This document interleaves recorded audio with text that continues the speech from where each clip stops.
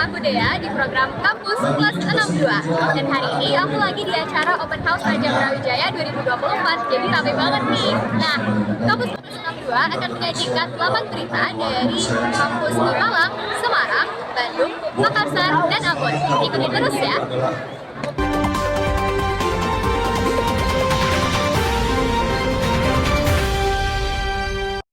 Kegiatan Open House bagi mahasiswa baru Universitas Brawijaya dilaksanakan pada tanggal 24 hingga 25 Agustus pekan lalu. Kegiatan ini merupakan rangkaian dari kegiatan Pak Kakamaba di Kampus Biru. Pada tahun ini, kegiatan Open House mengusung tema kepedulian lingkungan dan juga perdamaian dunia. Aksi ini ditunjukkan dengan mengibarkan bendera Indonesia dan Palestina ukuran raksasa. Ketua Pelaksana Muhammad Zaki menjelaskan bahwa kegiatan ini dirancang menarik dengan kemasan yang berbeda, mulai dari opening, penampilan unit kegiatan mahasiswa, stand unit kegiatan mahasiswa, pengibaran bendera raksasa hingga konser sebagai penutup di hari kedua. Tema perdamaian dunia menjadi isu penting sebagai kontribusi nyata mahasiswa dan Kampus Biru untuk mendukung terciptanya dunia yang damai. Halo pemirsa, saat ini bersama saya Desi Amalia dan saya sudah berada bersama dengan Ketua Pelaksana Raja Brawijaya 2024. Halo Kak. Dengan siapa Kak? Dengan Muhammad Zaki Ibrahim, bisa dipanggil Zaki. Oke, mungkin aku mau nanya nih Kak, untuk rangkaian Open House ini kan bagian dari Raja Brawijaya 2024 ya. Ini bisa dijelasin Kak seperti apa sih acaranya, kemudian tema acaranya itu apa? Oke, terkait dari tema acaranya sendiri, seperti yang sudah memang dijelaskan juga, yang sudah diinformasikan di media sosial Raja Brawijaya, bahwasanya tema dari Raja Brawijaya tahun ini adalah mengangkat terkait Cultivating Noble Character and Green Innovation at Brawijaya for a Golden Indonesia 2045. Tidak hanya membahas terkait permasalahan lingkungan, namun permasalahan-permasalahan perdamaian dunia dan juga konflik-konflik yang sedang terjadi di negara kita maupun di dunia internasional akan kita angkat pada Raja Brawijaya tahun ini. Terbukti tadi ketika selebrasi, yaitu tentang pembentangan bendera besar atau giant flag, yaitu bendera Palestina dan juga bendera Indonesia sebagai bentuk aksi nyata dari Universitas Brawijaya terhadap perdamaian dan juga stand for humanity untuk semua kasus permasalahan manusia di Universitas Brawijaya. Kegiatan Open House ini juga menjadi ajang bagi unit kegiatan mahasiswa di Universitas Brawijaya untuk melakukan promosi dan membuka pendaftaran anggota baru. Melalui stand yang tersedia, para mahasiswa baru dapat mencari informasi mengenai unit kegiatan yang menarik bagi mereka.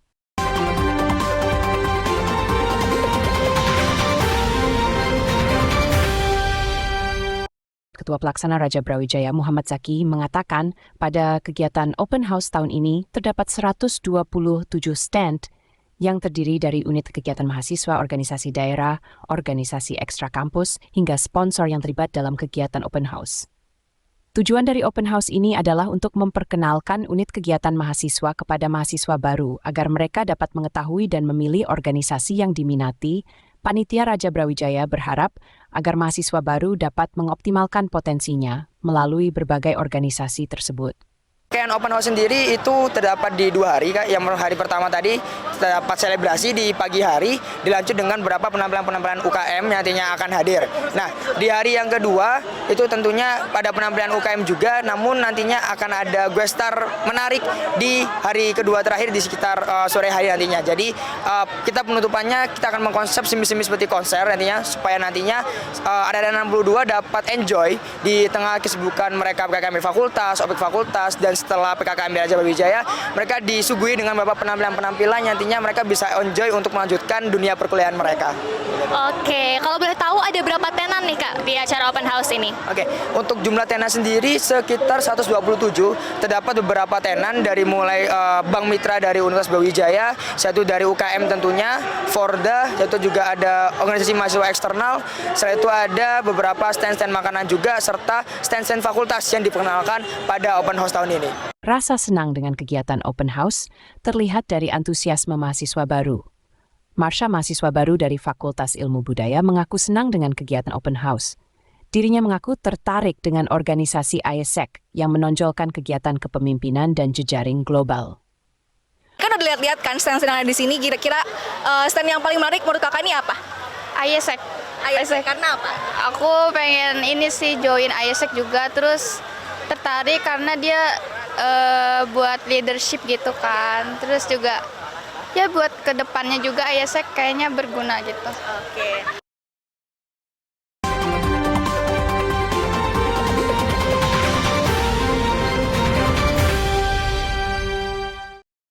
Putra-Putri Fikes, lakukan pengemas untuk pasien Odigen. Putra-Putri Fikes Universitas Brawijaya menggelar kegiatan Feeling Farming sebagai bagian dari upaya menumbuhkan kepedulian terhadap sesama. Kali ini mereka menggelar kegiatan di Panti Rehabilitasi Jiwa Dr. Oni Subakir di Kota Lawang, Kabupaten Malang. Dalam kegiatan tersebut, mereka melakukan edukasi dan pengabdian masyarakat bersama para pasien sebagai bentuk perhatian terhadap sesama dan membangun empati. Menurut Putri Alcesia, kegiatan ini merupakan program kerjasama dengan BEM Fikes dan juga bentuk pengabdian masyarakat dari mahasiswa untuk lingkungan sekitar kampus.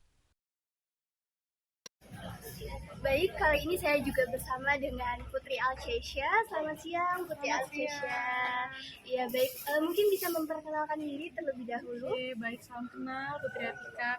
Perkenalkan, saya Putri Alcesia, selaku Ketua Pelaksana dari Program Kerja Kegiatan Putra-Putri Fikes dengan Kementerian Dalam Negeri, BEM Fikes UB, yaitu program branding Putra-Putri Fikes UB 2020.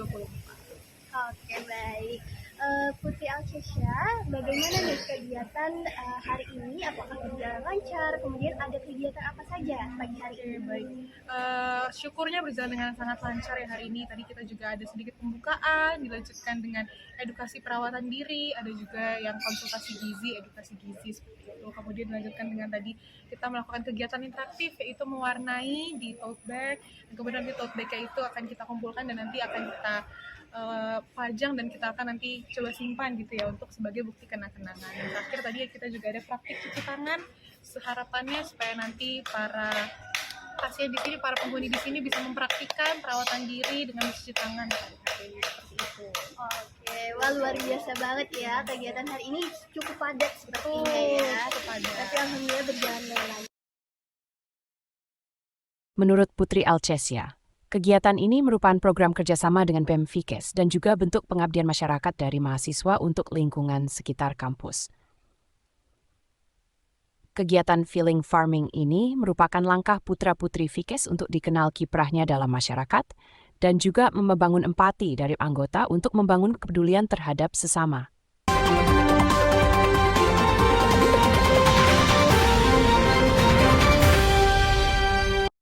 Sebanyak 498 mahasiswa dari 70 perguruan tinggi hadir dalam acara penutupan KKN Kebangsaan di Universitas Patimura Ambon. Mereka telah melakukan kegiatan KKN selama 1 bulan di 44 desa yang tersebar di Kota Ambon, Kabupaten Maluku Tengah, Kabupaten SBB, dan Kabupaten Buru. Tujuan pelaksanaan KKN Kebangsaan 12 sebagai berikut: 1. Meningkatkan kesadaran bela negara dalam bingkai NKRI.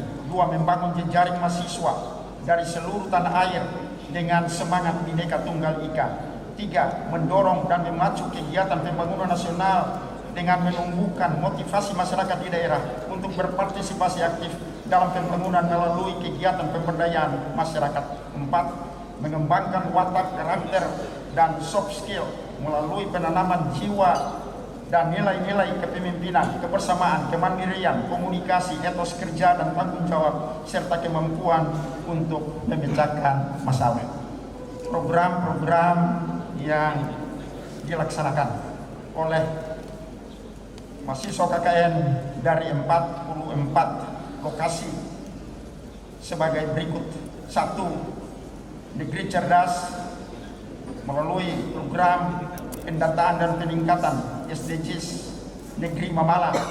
2. Bimbingan pelajar. 3. Pelayanan kesehatan gratis.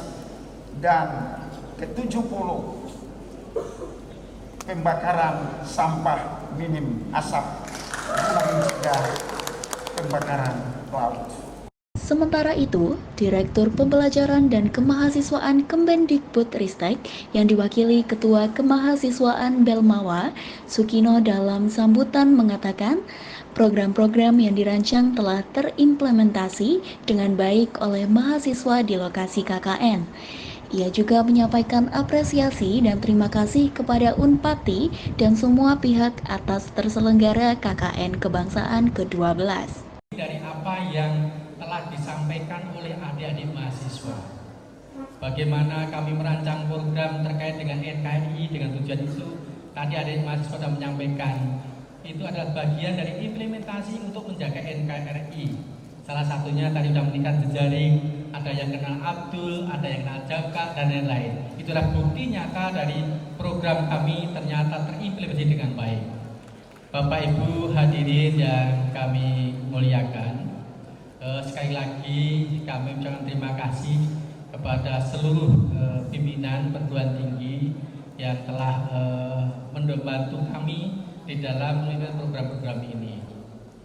Kepada seluruh peserta KKN Kebangsaan 2024, kami sampaikan selamat jalan. Salam kami untuk keluarga, sahabat, saudara, dosen, dan civitas akademika perguruan tinggi Anda. Bangsa besar ini menjadi pengabdian kalian di masa datang. Semoga sukses penyelenggaraan kebangsaan ke-12 2024 ini juga sukses dalam membelajarkan mahasiswa dan memberdayakan masyarakat pedesaan di Maluku ini khususnya. Semoga Tuhan Yang Maha Esa senantiasa memberikan rahmat itu, berkat dan perlindungannya, serta memberikan kekuatan kepada segenap bangsa Indonesia untuk mengembangkan bangsa tercinta ini untuk lebih maju dan segera dapat mewujudkan cita-cita dan tujuan luhur hidup berbangsa dan bernegara di bumi Nusantara tercinta ini.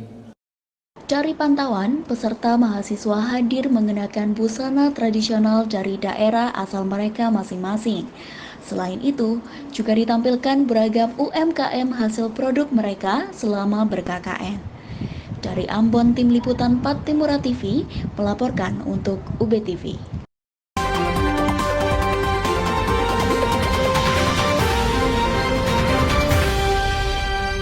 Wisuda ke-69 Universitas Semarang tinggal menghitung hari. Melalui USM Career and Alumni Center atau UCAC, pembekalan wisuda ke-69 yang bertajuk Siap Berkompetisi di Dunia Kerja digelar pada 20 Agustus 2024 lalu. Dr. Hendy Pratama, SPDMA, Coach Transformasi Pendidikan serta founder edutrans.id, turut membagikan pengalamannya dalam menghadapi dunia industri sekarang ini.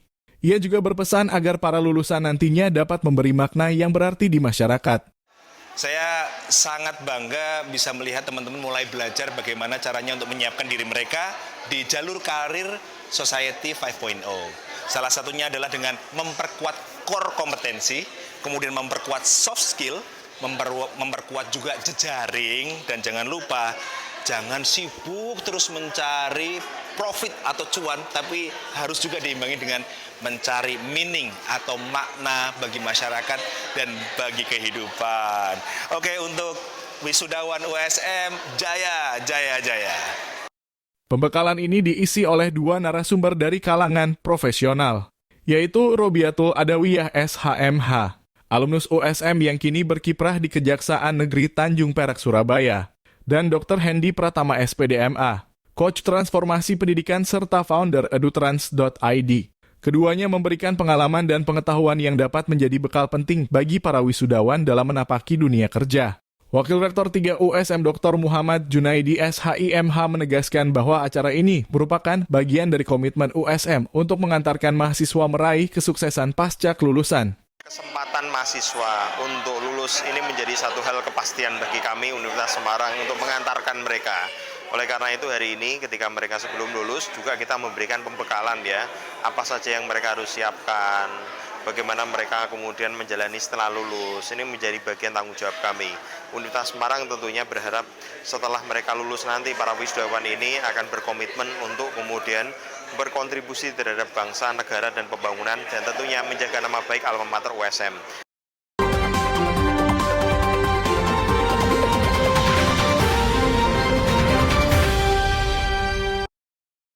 FGD ini merupakan hasil kolaborasi antara Fakultas Hukum Unhas, Pusat Riset Sistem Peradilan Pidana Universitas Brawijaya, Persada UB, dan Asosiasi Pengajar Hukum Pidana dan Kriminologi Asper Hupiki dengan tujuan memperkuat fungsi dan peran kepolisian di tengah masyarakat.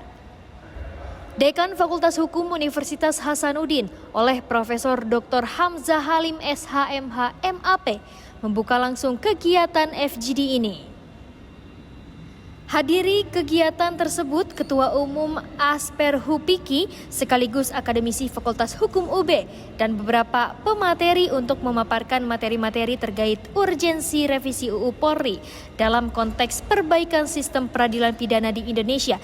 Di antaranya, Guru Besar Fakultas Hukum Unhas, Profesor Dr. Amin Ilyas, SHMH, dan Profesor Dr. Ahmad Ruslan, SHMH. Purnawirawan TNI AD, Mayor Jenderal TNI Saurip Kadi, peneliti Institute for Criminal Justice Reform, Iftitah Sari, SHMSI, serta akademisi dari Fakultas Hukum Hasanuddin, Universitas Brawijaya, dan Universitas Indonesia. Untuk itu, kita harus kembali bertanya kepada polisi, kepada DPR, dan juga kepada rakyat. Betulkah hari-hari ini ada masalah hukum yang tidak tertangani karena ketiadaan hukum? Yang kedua, di sebelah mana ada rakyat jadi korban? Ini namanya kebutuhan masyarakat, ya. Karena belum ada undang-undang yang baru ini, yang tambahan yang pasal ini. Bukankah waktu yang ada lebih baik dimanfaatkan untuk satu, menyempurnakan KUHP. Oke. Yang kedua, itu di sana ada yang tertunda sampai hari ini, perampasan harta yang korupsi itu loh. Yes. Kalau perlu bikin itu undang-undang pembuktian terbalik. Kalau bicara keamanan, kemudian butuh tambahan intelijen, pertanyaannya, ini polisi emangnya mau menangani hakikat ancaman dari luar? Lah, produk intelijen ini nanti siapa yang menggunakan? Yang menggunakan kan Bapak Polisi. Barangkali yang dimaksud adalah kewenangan di bidang cyber untuk membantu penegakan hukum, tetapi bukan kewenangan dalam rangka menghadapi hakikat ancaman. Untuk masalah keamanan yang menjadi tugasnya polisi, itu letaknya di RUU Kamnas. Perbaiki dulu RUU Kamnas. Nanti kan gampang. Kapan polisi menangani, kapan tentara itu menangani. Jadi rakyat jangan jadi korban. Sudah terjadi korban baru manggil, tolong Pak TNI, ini turun tangan. Ini kan keliru. Nah, ke depan, maka yang penting adalah, mari saya mengajak semua orang-orang terdidik dan terpelajar.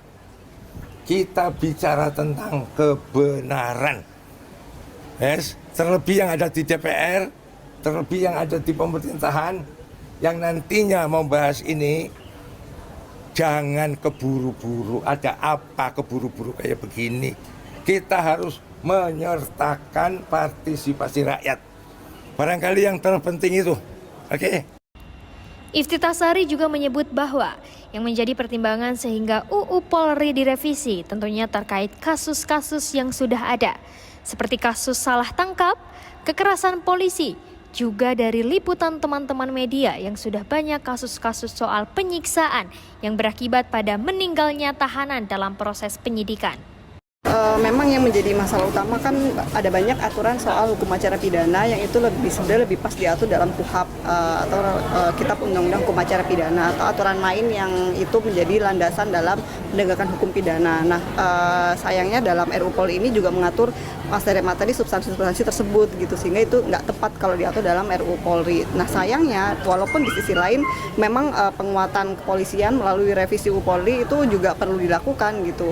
Kita mungkin juga perlu untuk punya undang-undang polisi baru gitu, tapi dalam konteks atau kerangka untuk memperkuat akuntabilitas, mekanisme pengawasan baik internal maupun eksternal itu yang harus diperkuat. Tapi sayangnya rohnya itu yang paling utama gitu, yang perlu ada dalam RUU Polri, sayangnya nggak ada gitu. Itu yang belum tercermin di dalam RUU Polri sekarang, sehingga memang yang jadi rekomendasi kita, satu, perlu ditunda dulu RUU Polri ini, kemudian pemerintah perlu memikirkan ulang mekanisme soal pengawasan internal maupun eksternal yang tepat, seperti apa untuk lembaga kepolisian ini untuk bisa diatur dalam undang-undang polisi gitu. Tapi di sisi lain kita juga punya kebutuhan urgent atau mendesak terhadap perubahan KUHP yang itu sudah harus segera dimulai gitu. Harapannya sih dalam masa sidang terakhir DPR ini bisa mulai dibahas RUU KUHP dan kemudian untuk bisa di carry over kepada pembuat kebijakan di periode selanjutnya gitu. Karena kita udah mepet sekali waktunya untuk kita punya KUHP baru ini di tahun awal 2026 nanti 2 Januari 2026 kita punya KUHP baru. Nah, KUHP baru ini nggak bisa jalan kalau KUHP-nya nggak jalan gitu. Walaupun ada satu kebutuhan itu, tapi di sisi lain untuk memastikan akuntabilitas, kemudian proses peradilan pidana yang akuntabel dan kerja-kerja penyidik yang bisa profesional, tidak melanggar HAM, penguatan dari segi pengawasan secara pengadilan itu juga perlu menjadi materi yang perlu diperkuat dalam KUHP ke depan sih daripada RUU Polri. Jadi kita lebih butuh KUHP sebetulnya sekarang, bukan RUU Polri. Dengan adanya FGD ini, diharapkan dapat menjadi langkah awal dalam proses panjang pembaharuan hukum di Indonesia yang mampu mewujudkan sistem peradilan pidana yang lebih adil, transparan, dan akuntabel.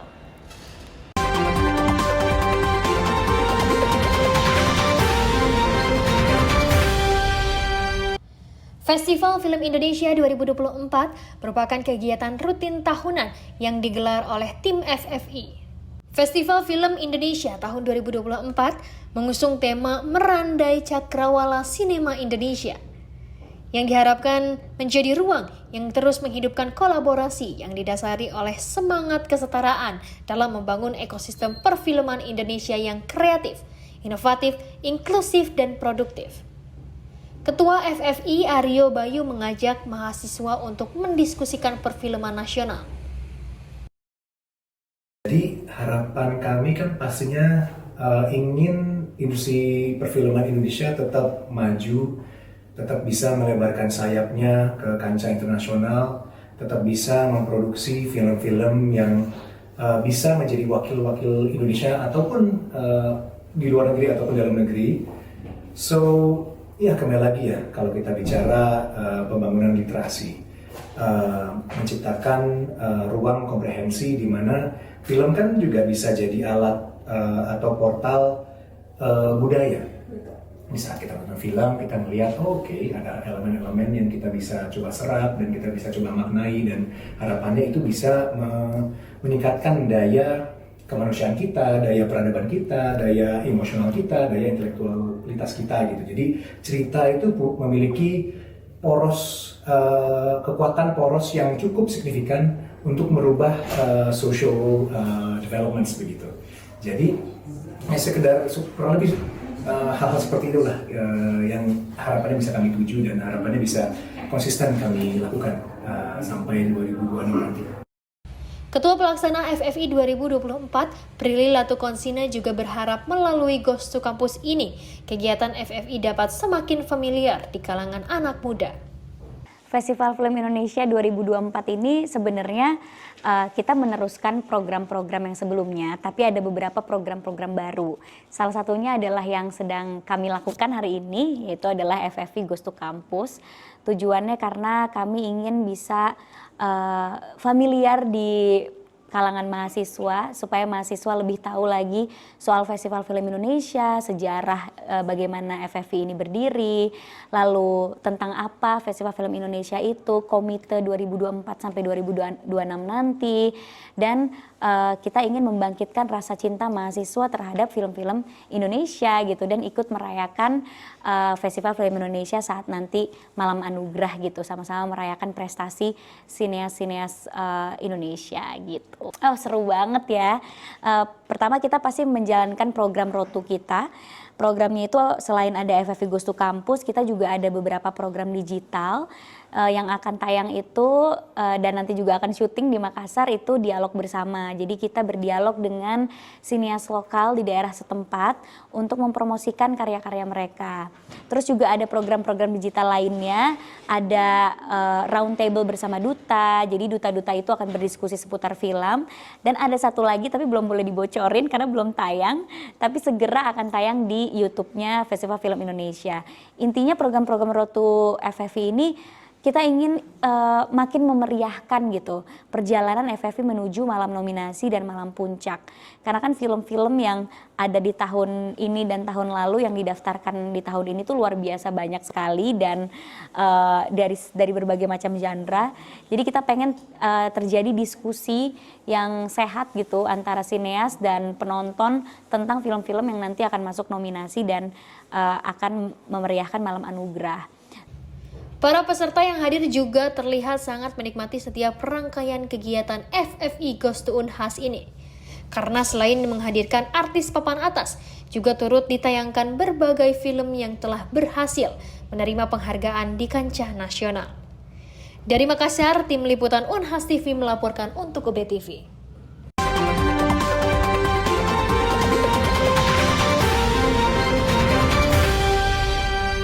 Aktor sekaligus duta Yapika Reza Rahadian mengaku bahwa berdasarkan data yang ada, kualitas demokrasi Indonesia pada saat ini mengalami penurunan. Hal tersebut disampaikan oleh Reza Rahadian pada saat berbicara dalam Stadium General di Fakultas Hukum UB pada hari Rabu 28 Agustus 2024. Dalam pandangan Reza, masyarakat sipil harus memiliki ruang yang luas untuk berdiskusi dan membangun dialektika yang baik untuk menjaga kualitas demokrasi.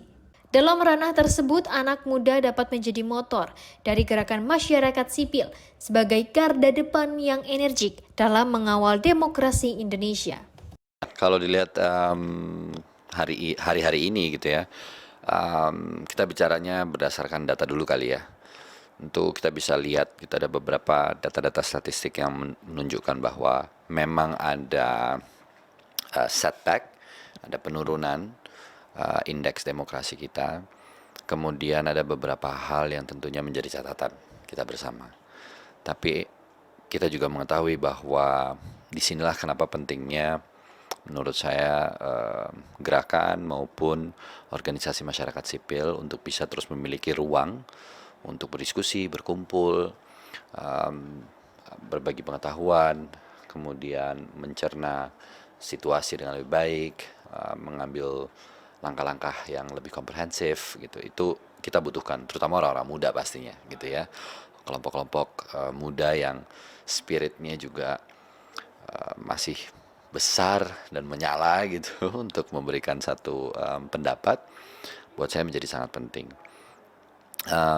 Ya udah banyak terakhir-terakhir ini kita lihat bagaimana nilai-nilai demokrasi yang patut untuk kita jadikan catatan gitu ya dari situasi terakhir, dan kita bisa lihat bagaimana peran mahasiswa, orang-orang muda menjadi garda terdepan, memimpin dan mengawal nilai-nilai demokrasi itu dan berdampak sangat positif gitu.